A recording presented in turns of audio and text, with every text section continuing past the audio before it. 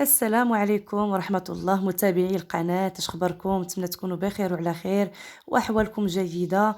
وعواشركم مبروكة ان شاء الله، الله يدخلها عليكم بالصحة والسلامة ان شاء الله وما تمنيتوا، والتيسير وراحة البال، ورمضان مبارك سعيد على جميع ان شاء الله الأمة الإسلامية. والله يدخلوا علينا وعليكم بالصحة والسلامة والتيسير وراحة البال والشفاء لكل مريض والتيسير لكل إنسان محتاج شي حاجة، الله يسرها ليه. والله يشافي الجميع المرضى ديالنا المسلمين، واللي فنيتو شي حاجة الله يقضيها عليه يا ربي، آمين. خليكم مع الفيديو ديالنا ان شاء الله. اليوم فيديو جديد، نهار جديد كما كتشوفوا معايا. فيديو غنشارك معكم فيه مطيشه ديالنا بعد ما خرجت ولقيتها رخيصه. كلشي باقي غالي الا مطيشه بوحده هي اللي رخصت، بوحده مطيشه هي اللي نزلت في السوق. اما الاثمنه تاع الخضره الاخرى كلها باقا هي. المهم لقيت مطيشه شويه ناقصه في الثمن، خديت منها واحد شويه تقريبا شي 5 كيلو هنا. غسلتها كما كتشوفوا، تغسلوها مزيان، وغنشارك معكم ان شاء الله شنو غادي نديروا بها. غنشارك معكم طريقه سهله ماهله اللي غادي تخدموا بها ان شاء الله. المهم خليكم معايا وغادي تشوفوا شنو غادي نديروا. كما غتشوفي معايا بعد ما غسلنا مطيشه ديالنا كنقطعوها، قطعيها كما قطعتيها، المهم قطعيها على حسب انك راه بغيتي تطحنيها في الهاشوار. المهم قطعيها كيف ما بغيتي، قطعيها من الاحسن تكون صغيره باش حيت غطحنيها في الهاشوار. قطعيها بهكا بزريعتها بقشورها بكل شيء ليها. انا كنفضل هاد الطريقه هادي، كنفضل هاد الطريقه حيت الا قشرتيها، كاين بعض الناس كيقشروها ويحيدوا الزرعه اللي كيطحنوها، ولكن الا جيتي قشرتيها راه نص ديال سميتو القشره، نص تاع مطيشه كيمشي مع القشره هي اولا، وثانيا سميتو كت كتعذبك شويه. اما هكا كتقشري وكتقطعيها وغادي نوريكم كيفاش مازال ان شاء الله هذاك الزريعه والقشور كلهم غادي يخرجوا، يعني بواحد الطريقه سهله مهله كيفاش غيخرجوا. ما تنساوش تدعموا القناه باشتراك، اكيد الى عجبكم المحتوى ديال القناه ديروا اشتراك في القناه وديروا جيم الفيديو الى عجبكم بطبيعه الحال. المهم لقيت هذا الخير كله مطيشه ب5 دراهم لا كما غلا على كتشوفوا مسكن. معنا. الكميه اللي ونتمنوا عندكم ان راه راه كتقطعوه شويه كتقطعوها، في قطعي الثمن. الكميه اللي عندك حتى الاخر. وغنديروا المرحله الثانيه. كان حداك شي حد راه اكيد ان المعاونه زينه، كان حداك شي حد راه واحد يقطع وواحد كيطحن، واحد كيقطع وواحد كيطحن غتسالي دغيا. ما كانش حداك حتى شي حد، يعني ما حداك حتى شي حد، حداك الله سبحانه وتعالى راه غادي يعاونك. ما عندك ما دير، غادي تقطعيها بشويه عليك تتكملي الكميه ديالك، ومن بعد ان شاء الله غادي دوزي طحنيها. هادشي اللي كاين. اما المعاونه راه زينه، كان حداك اللي يعاونك راه غادي تكملي دغيا، ما حداكش اللي يعاونك حداك الله راه غادي الله يعاونك. هادشي بحالي حتى انا الحمد لله، الله راه كيعاوننا والله كيسر لينا. من بعد ما كملنا مطيشه ديالنا كما كتشوفوا، كنحطوها كنقطعوها كنديروها في الهاشوار. المهم خليكم مع اخر حتى الاخر ديال الفيديو باش تفهموا الطريقه ديالي كيفاش كندير لها. راه طريقه زوينه وغادي تعجبكم، يعني غنوريكم حتى الطريقه كيفاش جمدتها. يعني انا خليتها حتى جمدات وريتكم كيفاش كتخرج هي جامده. كلشي ان شاء الله في هذا الفيديو راه غادي تشوفوه. المهم كنطحنوا مطيشه ديالنا، كنحطوا بانيو اخر، كتحطي بانيو كتحطي فيه مطيشه مقطعه، وبانيو الاخر كتديري فيه ديك مطيشه اللي كطحني وبانيو اخر غنديرو فيه مطيشه اللي غنصفيو. المهم 3 البانيوات خاصهم يكونوا عندك. وغادي تشوفي معايا واحد الصفايه اللي ما كتخطى حتى شي دار، يعني يكونوا عندك الصفايات تاعي. وانا هاد الصفايه كتعجبني بزاف، راه غنوريها لكم وغنشاركها معكم. كتعجبني انا هاد الصفايه هادي، يعني كتصفي مزيان اي حاجه درتيها، عصير ديال الحامض، عصير الليمون، اي حاجه بغات تصفى، يعني اي حاجه كتصفى راه كتصفيها مخير. هاد الصفايه اللي غادي نوريك اللي هي الثمن ديالها جد رخيص ومتوفره في اي بلاصه. يعني ما كان يعني اي بلاصه كنظن انها متوفره فيها موجوده وزوينه. المهم خليكم ان شاء الله راه غادي نشاركها معكم. هنا راه كنطحنوا مطيشه ديالنا عادي جدا في الهاشوار ديالنا. عندك هاشوار، ما عندكش مثلا الهاشوار طحنيها في مولينكس، حتى مولينكس كتقضي الغرض. مولينكس حتى هي طحني فيها ولا نفس النتيجه اللي كتعطيك الهاشوار هي اللي كتعطيك مولينكس. المهم خليكم معايا حتى لاخر الفيديو. انا كما شفتوا دايره اللي قالت راه مطيشه كتدير لي حساسيه في يديا، يعني مطيشه تقاس، يعني الا مطيشه كانت كثيره كتبقاو يديا كيحكوني، يديا كتبقى فيهم الماكله يعني الحكان وكيديروا ليا بحال حبيبات، يعني بحال كيخرجوا فيهم واحد الحب اللي هو رقيق وكيبقى تيحك. مطيشه أنا صعيبة مطيشه، مطيشه تنظن يعني أي وحدة فيها حساسية منها دير ليغات وتخدم داك الساعات ليغات مزيان باش ما تكرفسوش يجيكم.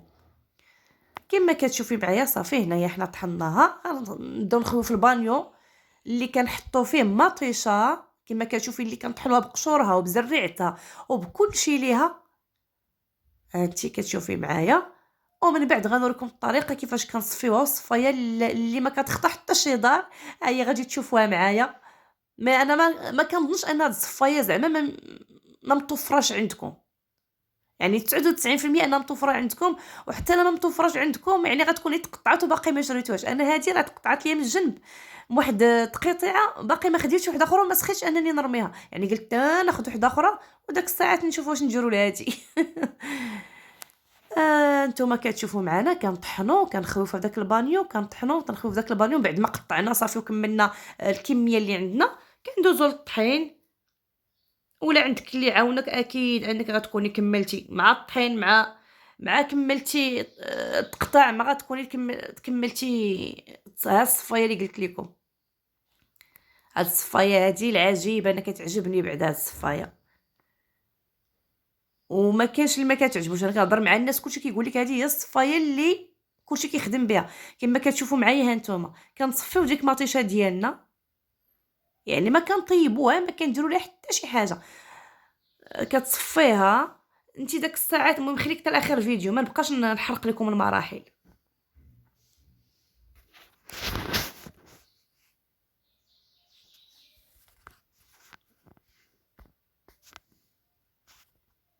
كما كتشوفي معايا راه كتصفي وراه الزريعه كتعزل، القشور كيتعزلوا، اي حاجه هنايا كتعزل. يعني انا تجيني هذه طريقه سهله، انا كتغسلي مطيشه وكتقطعيها كيف ما شفتي معايا في بدايه ديال الفيديو، تقطيع عشوائي جدا، تقطعي تقطع عادي. راه ممكن تعطيه غير لبنتك ولا ولدك حداك تقول لها قطع لي هاد المطيشه كما قطعتيها وحطها لي في هاد البانيو، يعني لا كانوا حداك مسالين ولا شي حد صغير دغيا يقطعها لك. بما تساليها ونوضي طحني وصفي صافي. هنا انت كما كتشوفي معايا انت راه شتي ها القشور بداو كيتعزلوا القشور كيتعزل هذا زوك الزريعه ديالها، يعني دوك كاع دوك النواشب كلهم كيتعزلوا. ها انت حتى داك الا كان داز شي ديك الخضوريه داك العريشات الخضورين اللي كيكونوا فيها كلشي كيتعزل هنايا. ما تنساوش الى عجبكم نعاود نفكركم الى عجبكم الفيديو ديروا جيم. كتفرجوا عرفتي هنا النص ديال الناس كيتفرجوا وما كيشتركوش في القناه وما كيديروا جيم. انا المهم الا عجبك المحتوى نتمنى ان شاء الله ديري جيم الفيديو وتشتركي ما فيها باس.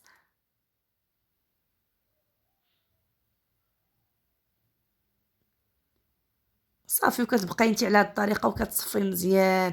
المهم كنتي انتيا انا ما درتش بانيو، انا عندي بانيو قدو قد هاد الصفايه كنحطو كنتحكم مزيان، ولكن ما بغيتش ندير البانيو، بغيت نبين لكم كيفاش كتنزل. المهم بعد انا ما غنبين معكم هاد اللقطه هادي. ما طيشتش الاخرى غادي نكملها غندير لها بانيو قدو، يعني قدو قد هاد الصفايه كنحطو كنخدم عادي وانا مستراحه. انا دابا شاده غير باش نوريكم كيف تشوفوا مطيشه كيفاش كتنزل. اما البانيو اللي عندي كنحط فوقو الصفايه وكنخدم. هانتي خدمي هكا بيديك، خدمي بلالوش، خدمي بمغرفه، خدمي بمعلقه، خدمي باش ما عجبك، باش ما لقيتي راحتك نتيا خدمي. هاد المطيشه انا صدقات ليا خاطره وزوينه كما شفتي معايا انت، راه خاطره ماشي من ديك المطيشه الميها اللي فيها الماء كطحنيها ولا كتحكيها وكيكون فيها الماء كثير. هادي راه خاطره، هادشي الشيء راه باقي فيها مطيشه. المهم انا غير كنوريكم ومن بعد انت خدمي بشويه عليك غتكوني انت يعني ما كتصوري ما حتى شي حاجه، غادي تحطي مطيشه ديالك وغادي تخدميها بشويه عليك وغادي تصفيها. راه كتعزل غير القشره بوحدها هي اللي كتعزل معاك. هنايا انا هنا دابا خدامه الصفايه ديالتي ما محطوطاش مقاده، يعني خدامه ماشي على يعني طبيعتي خدامه وبغيت نوريك وكنصور. المهم نتمنى ان شاء الله الميساج يوصلك. كما شتي هنا راه باقي هادي شي باقي ما تصفاتش مزيان، باقي فيها مطيشه راه كتعزلك هي القشره والزريعه شي باقي فيها مطيشه. المهم انا كنوريكم النتيجه وكنوريكم الشكل.